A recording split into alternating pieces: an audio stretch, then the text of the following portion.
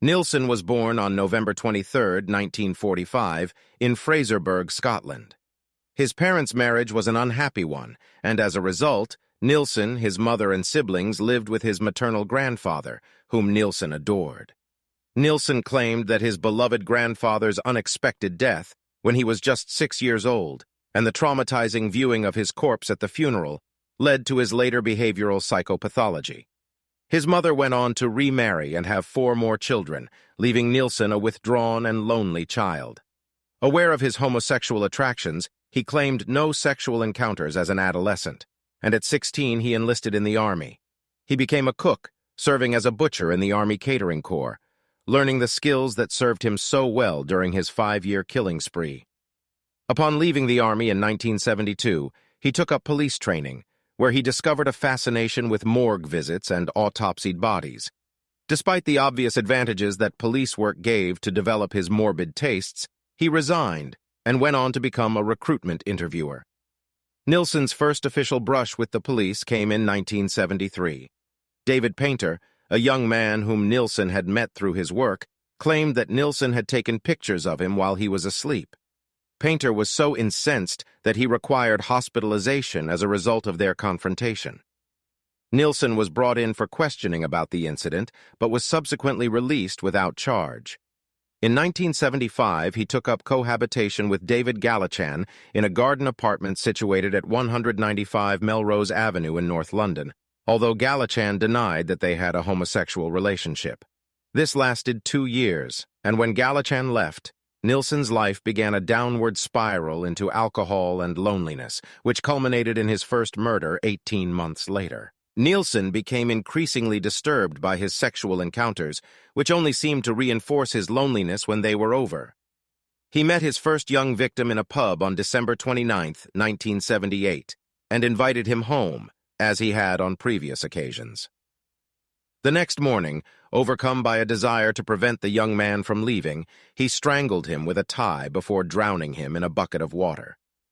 Taking the corpse to his bathroom to wash it, he then placed it back in his bed, later remarking that he found the corpse beautiful. He attempted to have sex, unsuccessfully, then spent the night sleeping next to the dead man. He finally hid the corpse under his floorboards for 7 months before removing it and burning the decaying remains in his back garden. Nilsen had another close call with the police in October 1979, when a young student accused Nilsen of trying to strangle him during a bondage play session. Despite the student's claims, no charges were pressed against Nilsen. Nilsen encountered his second victim, Canadian tourist Kenneth Ockenden, at a pub on December 3, 1979. Following a day of sightseeing and drinking which ended at Nilsen's apartment, Nilsen again succumbed to his fears of abandonment and strangled Ockenden to death with an electrical cable. He cleaned up the corpse as he did before and shared the bed with it overnight.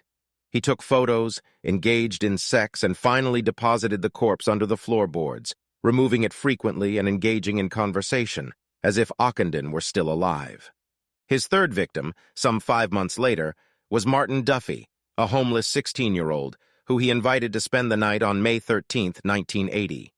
As with his first victim, Nilsen strangled, then drowned him, before bringing him back to bed and masturbating over the teenager's corpse. Duffy was kept in a wardrobe for 2 weeks, before joining Ockenden under the floorboards.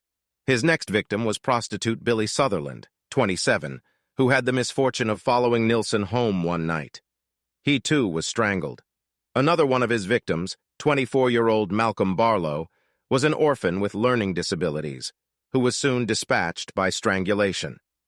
By 1981, Nilsen had killed 12 men in the apartment, of whom only 4 could be identified. Given his penchant for preying on the homeless and the unemployed in a large city, this is probably less surprising than it might be in a smaller community. Nilsen claimed he went into a killing trance and on 7 occasions actually freed the men rather than complete the act because he was able to snap out of it. The majority of his victims were not so lucky.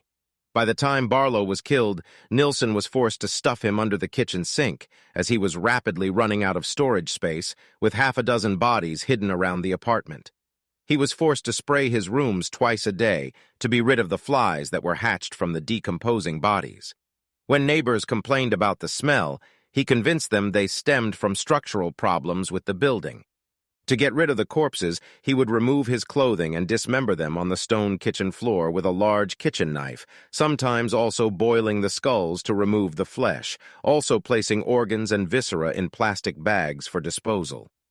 He buried limbs in the garden and in the shed, and stuffed torsos into suitcases until he could burn the remains in a bonfire at the end of his garden. On occasions, he would burn fires all day without raising any suspicion from neighbors. He generally crushed the bones once the fire had consumed the flesh, and police found thousands of bone fragments in the garden during later forensic examinations. In 1982, in a desperate attempt to stifle his homicidal behavior, Nilsen moved into a top-floor apartment at 23 Cranley Gardens, Muswell Hill, also in North London, which had no garden and no convenient floorboards. Still unable to quell his impulses, a further 3 victims were killed in this apartment between his arrival and February 1983. These victims were identified as John Howlett, Archibald Graham Allen, and Stephen Sinclair, and presented Nilsen with much greater disposal challenges given the apartment's lack of direct access outdoor space. He overcame these obstacles by boiling the heads, feet, and hands, and dissecting the bodies into small pieces that could be flushed down the toilet and disposed of in plastic bags. There were 5 other tenants at Cranley Gardens, none of whom knew Nilsen very well, and in early February 1983, one of them called out drain specialists' dyno rod to investigate a drain blockage. In the presence of the tenants, including Nilsen, the technician discovered rotting human remains when he descended via the outdoor manhole, and it was decided that a full inspection would be conducted the next day, after which the police would be called in to investigate. Nilsen, increasingly aware of the prospect of capture, tried to cover his tracks by removing the human tissue from the drains that night, but was spotted by the downstairs tenant, who became suspicious of his actions.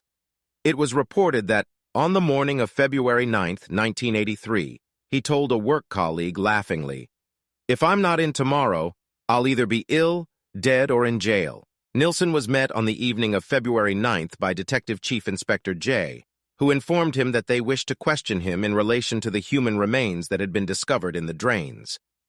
Upon entering the apartment, Jay noticed the pervasive foul odor and asked Nilsen what it was, at which point he calmly confessed that what they were looking for was stored in bags around the apartment, which included 2 dismembered heads and other larger body parts.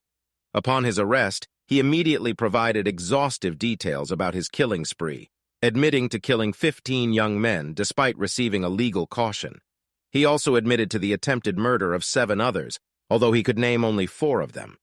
At no point did he show any remorse, and appeared eager to assist the police with amassing evidence against him, even taking them to his old address to point out specific disposal details.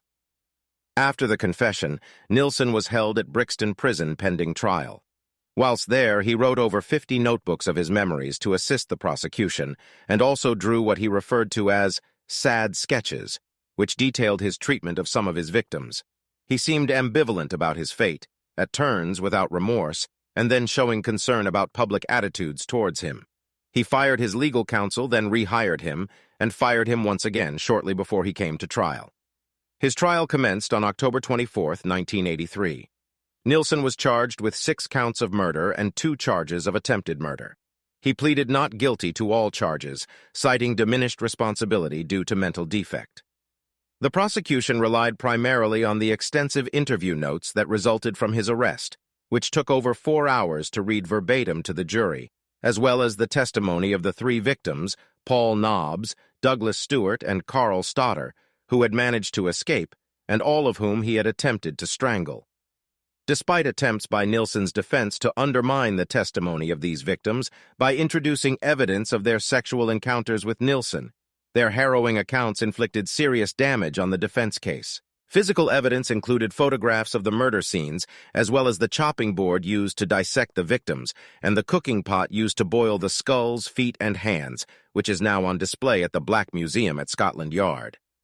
The defense case relied primarily on the testimony of 2 psychiatrists, Dr. James McKeith and Dr. Patrick Galway.